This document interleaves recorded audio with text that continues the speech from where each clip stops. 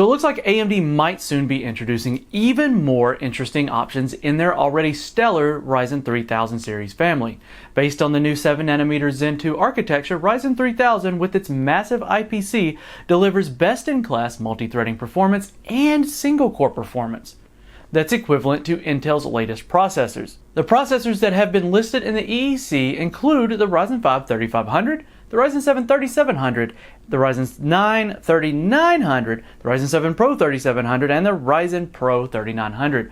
When it comes to specs, well, we really don't have the exact info. However, it looks like all of these parts will feature a TDP of 65 watts. The AMD Ryzen 5 3500 will feature 6 cores and most probably 12 threads. Since the Ryzen 5 3600 already retails for $199 US, the Ryzen 5 3400G retails for $149 US. This chip could end up around the $159 to $179 US market.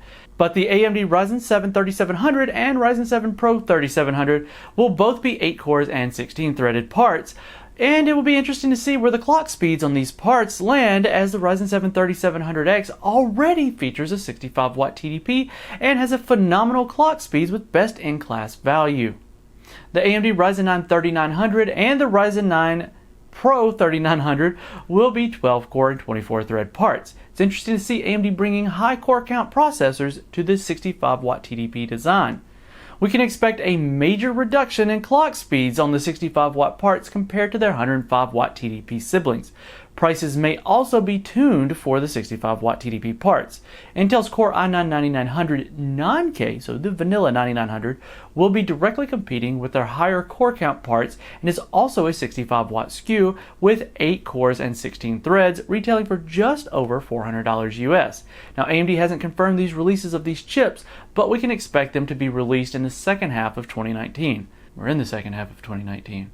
Most of the parts could be OEM only, and we might never see them be sold in retail shelves. Something to consider. Now, this process isn't new or revolutionary, but could make some very interesting small form factor builds without the concern of thermals. The Pro series has existed for quite some time. Even the first generation of Ryzen processors received the Pro treatment as well, with additional security built into the chips, which they're pretty good at that too. I mean, even the Raven Ridge parts got to see some Pro loving. Now, I'm personally most intrigued by the idea of a 65 watt 12 core part. After all, the Ryzen 7 1700 was my personal favorite among the first gen parts, as it being good enough to tune me out of not willing to upgrade until, well, now with the Ryzen 9 3900X. Want to see more on that? Hit the bubble somewhere on the screen. I can never remember where it is. But it is a bit toasty at times in my setup. But where would a 65 watt 3900 sit price wise? The top end 8 core, the Ryzen 7 3800X, is already at $399, and the only place the Ryzen 9 3900 65 watt part has that it could realistically occupy would have to be so close to it that it would cannibalize the 3800X, or so close to the 3900X that it would be hard to swing that way and save a few bucks. What? Then again, a 65 watt 12 core part could have an audience that's willing to pay near the 3900X price for the more likely tame thermal solution.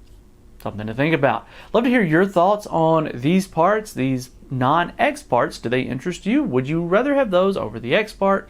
Maybe the turbo is not as, or the boost rather, is not as aggressive. Maybe they're just more conservative in that aspect, and that keeps the TDP down. I've been playing with my 3900X, and lowering the all-core does really reduce thermals.